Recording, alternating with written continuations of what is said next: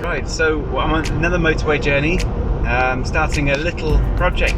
So hopefully this one won't take so long this time. So this one is going to be a electric outboards conversion for a little dinghy. So that, I don't have to keep using a very noisy, very smelly, very slow petrol powered one.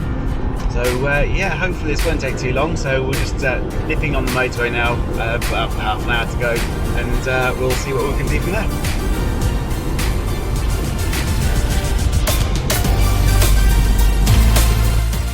Right, so we made it back into the workshop. So yeah, let's have a look and see what we've bought. So here she is. This is our little, what is it, little Mariner 2 horsepower that we're going to start to strip and put the electric motor to. So pretty straightforward, just one little cylinder there, spark plug up there, and then down onto the shaft and down into the prop. So yeah, it's pretty light already, so hopefully we're not going to add too much weight. Looks like a really easy thing to do to get the engine off. It looks like there's just 6 bolts underneath. Try and show them, there you go. There's obviously 3 on one side, 3 on the other. And then hopefully that takes the engine off. And yeah, so all we need to do then is work out how we're going to fit our motor. Now, this is the motor we're going to use. Doesn't look very big, but it doesn't have to be very big. If you think that the Torqeedo is basically what we're going up against, they have an input power of 600 watts. That motor is rated at 850 watts. So I think it should be absolutely fine. So we've got a few things to think about. Are we going to water cool it? And if we do water cool it, how much is it going to be effective? Is it worth doing? There's lots of little things to think about. Obviously this will have an impeller somewhere, so if I don't water cool it, I'll have to take that out. But we shall see. So it's all exciting stuff, and hopefully more to come. So let's start taking this engine apart. So I'm going to tidy up my bench real quickly, and we're going to get on with it.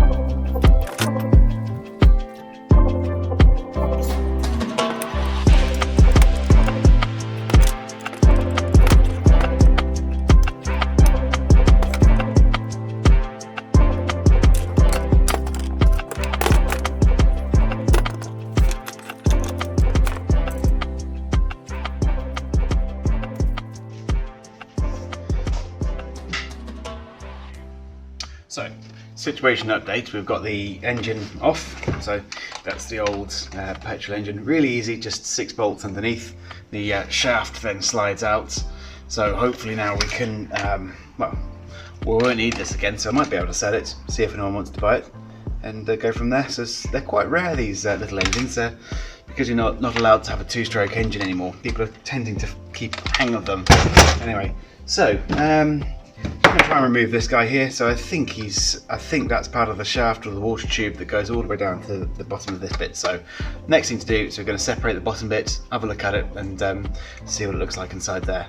So we're also going to remove the impeller as well, as we won't need it anymore. It's just extra draggy, as you can probably see from here. It's quite tough to rotate the propeller, and that's obviously wasted energy, so we don't want wasted energy, so that's what we're going to do next. So I shall pause and get back to it.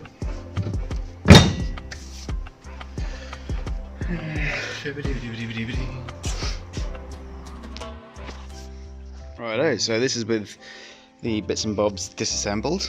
So this is kind of what we're looking at. So we've got a guide tube for the shaft that goes all the way through, so we'll salvage that. We've got the main casing, so we'll give that a damn good clean up and take a bit of rust off and give all that a good painting. We've got the gearbox open, so that seems fine, and a little bit of grub inside there. Let's put it up to the lights. Oh, this is going to be trickier than I thought. Of course it won't, because it's not through hole. But anyway, so that's going to need a little bit of cleaning up and some fresh oil in there, and try and lubricate it so it slips down nicely, so it should be good. The impellers come off, so this is the old impeller. So what I'm going to do is leave the impeller off. It's quite it takes quite a lot of force to actually rotate it, which when you've got petrol doesn't matter. When you're being powered from this little puppy, it does matter. So what we're going to do is I'm going to put the housing back on. See, seal it up a bit. It's a bit grubby, but it's, it's an old engine, it'll be fine. But I'm going to seal it back on and leave the pipe, which you can just about see here. And I'm going to leave that all in, so if I did want to water cool it later on, it really is a case of just tapping into that pipe, and I should hopefully then find a pump that can water cool the motor. So that'll be different, electrically different to the motor. So that's where we're at so far. So I think on the next job to do is try and make a adapter. So this is the main shaft, so that goes into the bottom of the leg into there, and yeah, so that's got the seal there. The other end is just simply square. So what I think I might do is I might make up a little adapter that basically, if I can at least, just goes over one side and over the other. So if I can at least try and get the adapter to be nice and flush fit, then hopefully we can just put a grub screw on and go from there. Or I might keyway it. I'm not sure yet. I'm not quite sure. But anyway, so that's the idea behind that. So we've got a few sizes to work out. The lovely the motor could sit pretty much directly on top, which I think it can. I think there's enough room. Oh, looks like it's made for it already, isn't it? Look at that. Wonderful. Let's get making. So this is my next problem. So this is the shaft of the motor, and this is the shaft of where the outboard engine used to couple onto. So somehow I need to make an adapter that bridges the two together. So luckily, I think I know how I'm going to do it. Well, at least mock it up, and if it works, then obviously run with it. I've got some bar. It's got some nibs in, but I'll just use the bits that the nibs aren't there. And I'm going to use my lathe to try and bore it out. Now, I am very, very new to this lathe, even though it's a very old lathe. I really don't understand it well enough at all. So before anyone says, why don't you just bore it out accurately? Well, it's not ideal world, but unfortunately I haven't had the time yet to sit down and do it. So I've got the right size drill bits. So I've got a 17mm. I mean, he knew that shaft was 17, but 17. So I'm going to try and mock up a coupler out of some old steel and see if it works. So that's the idea there. All I'll do is I'll just do this, just part this little bit of square off, slide it as far down as I can get it, and probably blob a bit of weld on it to hold it in place. So yeah, let's give it a go. But as I say, don't expect miracles out of this thing, because I am really very rusty with it, and maybe one day I'll learn how to bloody use it properly, but that's one day, that's not today. Right, so we're back onto the project of this little outboard motor. So the shaft in its housing is just a little bit too long. Obviously it's got a square end on it. Luckily, after measuring everything with the motor shaft and getting some of these they're quite cool motor couplers, so hopefully that's going to take a bit of a noise out of it, make it a lot easier for me to couple the two together. I've just got to shave off a tiny amount on the See if you can focus that right. Come on, focus. Yeah, so you can see my score lines where I've got to take to, so hopefully that should work really well. So I'm just going to knock this end bit off. That means that will be able to slide over the bit of this shaft, so that's good. I need to widen the other shaft to 17mm for the here, which I've got 17mm drill bit. So hopefully when my parts arrive I can make that work. It should be relatively straightforward then. So it's just making an adapter plate that bolts into these 6 holes with those 4 holes ready to go, and hopefully everything will try and come together. I think I've got a little bit of tolerance on this. Obviously it wants to be as meaty as possible, but I don't know, I think if it's a couple mil either way I don't think it's going to matter too much, so hopefully that's going to be a nice simple install. So yeah, next thing to do is chop this shaft up and yeah, go from there. Right, so what we need to do now is obviously make up the adapter plate that's going to convert the motor into the bottom of this plate here, which is for it's going to basically allow everything to tie together. So I've done the CAD already, so all of this should be ready to go. So next step is to get this ready to go on the plasma cutter, and we shall cut it out and see how far out we are, which is probably going to be quite a way. So having a few little issues with setting up the plasma cutter, but hopefully if we hit the go button it should work. So here we go, just going to grab the pliers just in case it does work.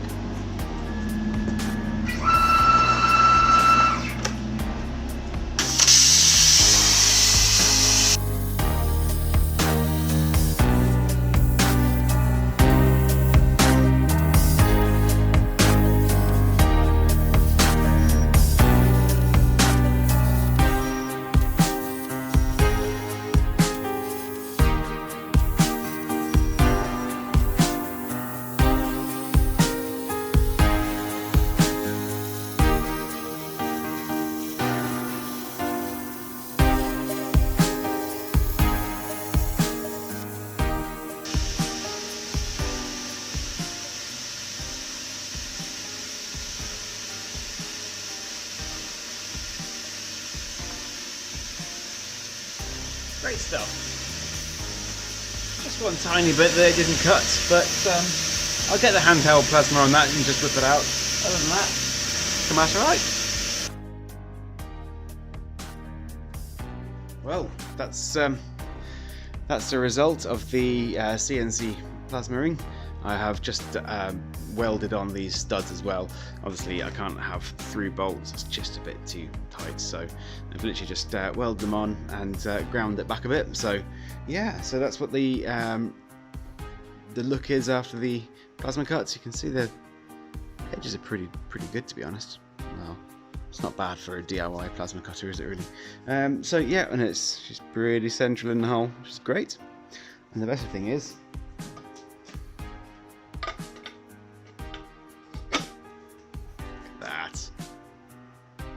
fits beautifully.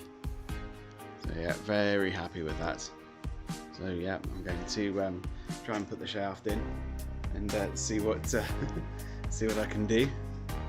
But yeah, that's basically I would have thought one of the hardest parts of the job done is the coupling of the motor to the existing leg. So now I've got little CAD files for that. It could be done very easily again. And yeah, I'm really very happy with it. So I think what I'm going to do is put the shaft in, see how hard or easy it is to actually put the shaft in, bolt it all up, and then probably give it a rest until I've got the controller and just see how far out we are. Because bear in mind, I'm winging all of the calculations on this. I don't know whether the motor's going to be powerful enough. I don't know whether it's overheat or quite what. I don't know. From what I've read, it looks like it's more powerful than the competition, but I just don't know. So I think that's the next thing to do, is just get it mocked up, get the propeller on the end of it. At the moment there's a bit of a hole where the propeller should be. But, and then yeah, we'll go from there and see if it works. So a quick morning update. I've got the shaft all coupled up to the motor. So what we're going to try and do is put it all back together and give it a little run and see what happens. So it's just going to be a case of aligning everything up, putting everything in, and going from there really. So yeah, we'll get cracking. Right, so we've got everything together. I've got a barrel of water filled up with, well, with water, What I'm doing is I'm using my electric mower that I converted a couple of years back, because it's got the same motor control as the same motor actually, to be honest. So I'm going to use that just as a test rig. Put some power down the leg. So the leg's already here. That's the leg. So I'm going to turn it on and see what happens.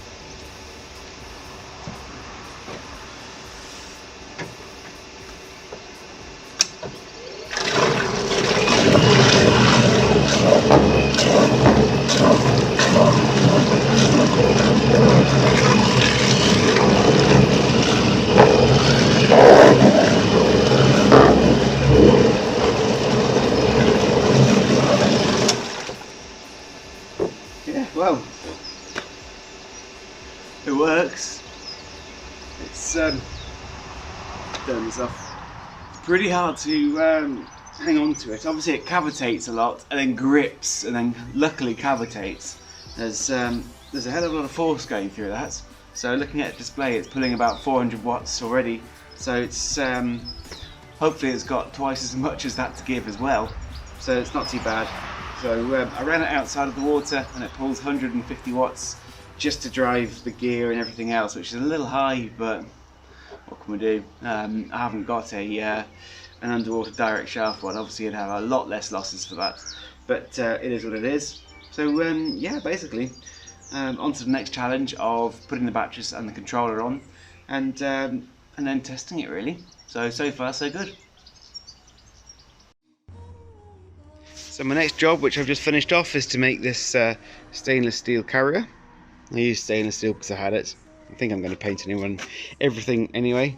So yeah, so the motor's tucked underneath, bit of an angle on it, but it's only a prototype. But anyway, she's all bolted up. And the good news is that the 3 bicycle packs that I've salvaged are beautiful. So they all fit on. The tangs I've made here are actually for the case, and the case fits on over the top, which is brilliant. So like all of these projects, there's always a few things that don't go to plan. I have just received the speed controller. It's a hell of a lot bigger than I thought it would be. I thought it would be you know, roughly the size of a bicycle speed controller, which I think I have one right here. I do. So that's a 250 watt speed controller for an e-bike. I was kind of hoping it wouldn't be too much, you know, bigger than that, and I could tuck it underneath here and all would be well. Unfortunately, it's not gone to plan. I mean, look at the bloody size difference. It is huge. So yeah, I'm going to have a change of plan, I think. I mean, just look at the size difference for comparison. I mean, crazy. So yeah, so I think I'm going to have to do something else. Excuse my buggy beeping. It's not a happy buggy. All right, I get the picture. I'll shut up. So yeah, I think my plan is going to have to change. So these batteries are going to have to now be remotely placed, which is fine. It just is what it is, isn't it? You know. So I think I'm going to have them in a battery box somehow. I'm actually not that unhappy, because it means if I can get these in a nice waterproof enclosure, you know, it means it's just better for seawater, salt water, and everything else. This is going to have to go on top and be bolted down. It's a bit of a compromise, but what else can I do? But it does mean, if it's any benefit, is that the leg gets a lot lighter. And I'm not having 3 bicycle battery packs on top. They're probably, I don't know, maybe 6 kilos each, maybe, no, not quite 7, maybe about 4 kilos, so still adds up. Still quite a lot less that I'm having to put all on one outdrive. So yeah, it's not brilliant, but at the same time, is what it is. So yeah, let's get popping that speed controller on and see what happens. So hopefully we're not too far off giving a run and giving a spin. I've got the throttle controller, which is just a very generic bicycle controller, just a hall sensor inside there. So that'll obviously go somewhere around there-ish, and yeah, we shall see. But bit annoying, but what can you do? Right, so we've got some success. I'm just using the one battery at the moment just to make sure it works okay. So I've just sort of jerry-rigged it just to make sure, just to give it a test. And that's our throttle that we're going to mount onto, probably over here actually. But anyway, so as you can see, just by twisting it gently, works really well.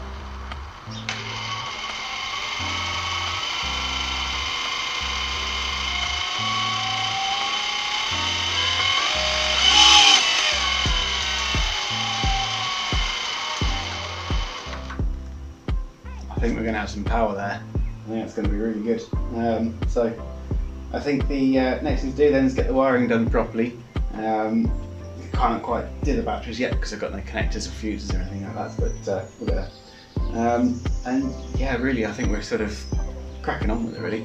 So I might also start cleaning up the leg and see whether we've got any paint, just to give it something a little bit better.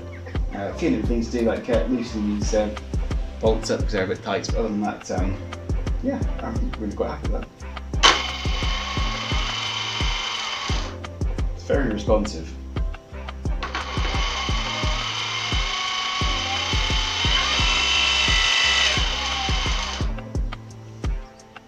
Seems to work really well. I'm not complaining with that.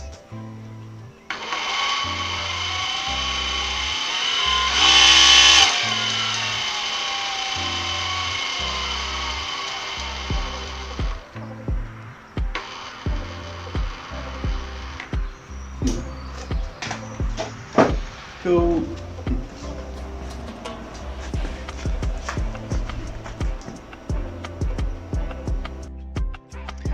Okay, so I thought it was about time I did a quick update on how we are getting along.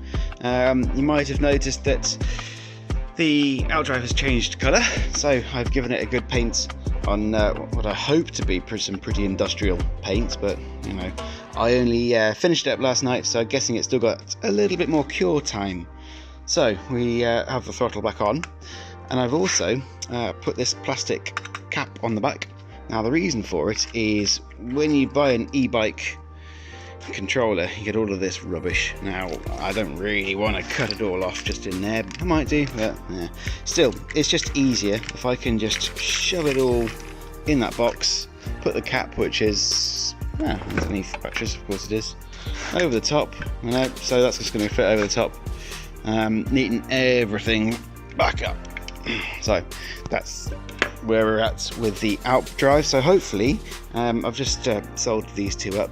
So there's obviously pos and egg, and that little orangey one is the go for the controller, just a signal just to say start running.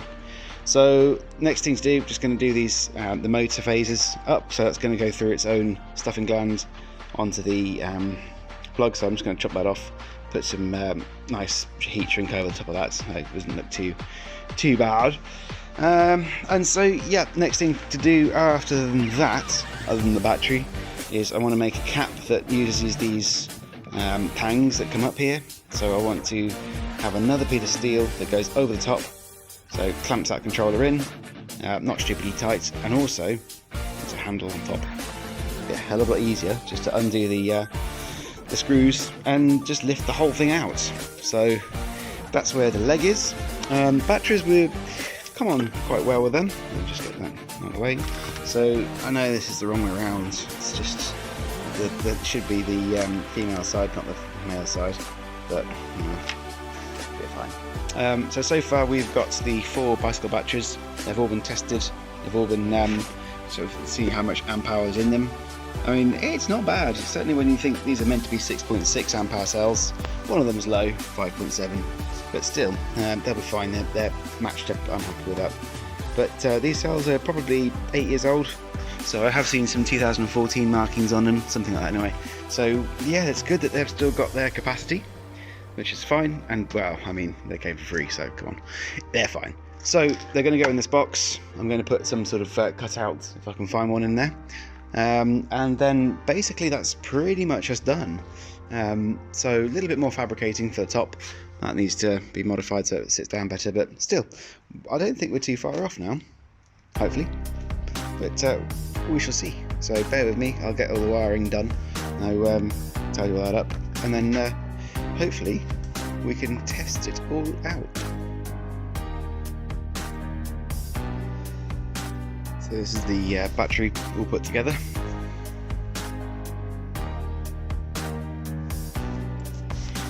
That isn't right, but I'm going to hopefully go and test it tomorrow.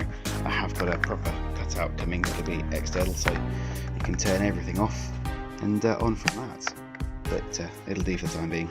Otherwise, yeah, it's pretty much ready to go. Right then, I think we're finished. There, I take. So, yeah, to do the handle on top, but don't worry about that too much. So here's the black plastic thing all covered in. So all the loose wires are all tucked underneath this box, so it's I think it looks a lot neater. Obviously, share your thoughts. If you don't think it looks neat, that's fine. I really don't care. So anyway, so it's all together. So I think it's should be okay. Got some waterproof plugs. Battery pack is all done. So it's there you go. So that cycles through off 100% and 42. So that's good. That's full. So that's a kilowatt hour battery in here. The Torqeedo that I'm going up is a 400 watt hour. So twice as powerful as that, which is great. So simply by winding that off, we get exposed to the terminals on there.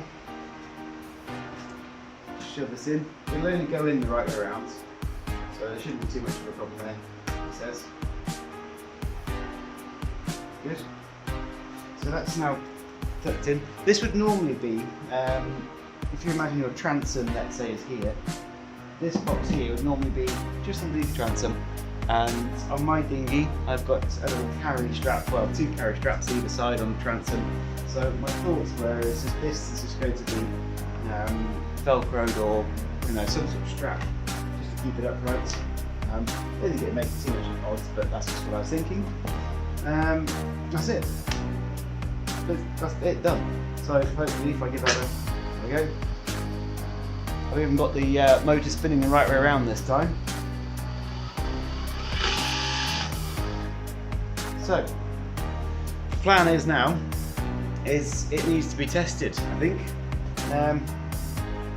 So, I'm hopefully, if it stops raining, going to go to a lake tomorrow, put it on a dinghy, and go for a little spin around. See, my main concern is motor temperature. So, I mentioned at the start of the video whether I was going to have to water cool the motor. I don't know. So what we're going to do is just go for as long as I can, just to get some data on it.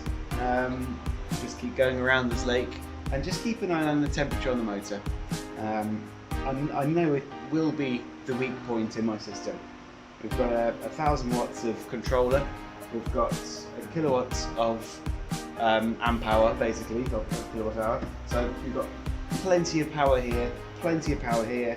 We've got a nice thick cable that's going to run it. I suspect it's the motor that's going to be the weak point, but who knows? It might be absolutely fine. So we should give it a test and see how it goes.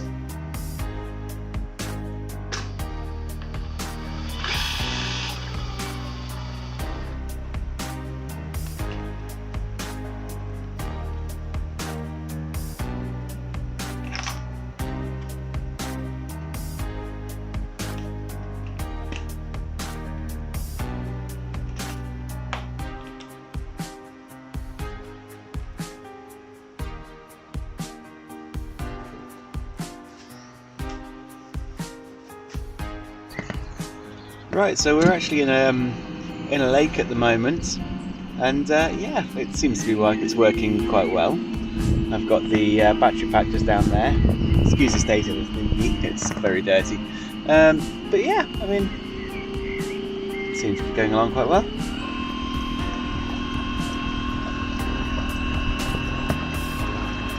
So this dinghy's very deflated, so obviously I've got a lot of losses here. So I don't know how it's going to react with a nicely inflated dinghy, but we shall see. So I'm going to might take it down to the coast and see whether it pushes our little dinghy along. The biggest concern is how well it's going to deal with the tide, whether it can keep up, because it's not the quickest, but we shall see. So, yeah.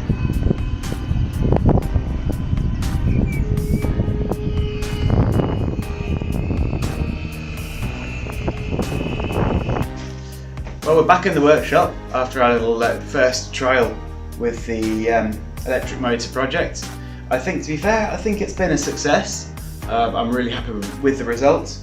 I used it for probably half an hour, maybe more, and we haven't used barely any battery power, which is great, so it means it's got a little bit more to give. A few teething problems to work out, but there's always going to be a few. One of them, I think, is the gearbox might be getting a little tight. It's got plenty of oil in it, but I don't know, we'll investigate further. And also there's a little bit of paint marking on the front where the arm for it is a bit too low. But we can fix all of those problems and go from there really. But otherwise, very happy with the results. It seems to be fine. So I think the next test, once I've done the mods, is to see whether it'll cope with a good tidal flow up a nice little estuary on the south coast of the UK. So we should see. But otherwise, thank you very much for watching my video. If I do any more stupid stuff like this, feel free to keep a tab on my channel, and yeah, we'll go from there. Thank you.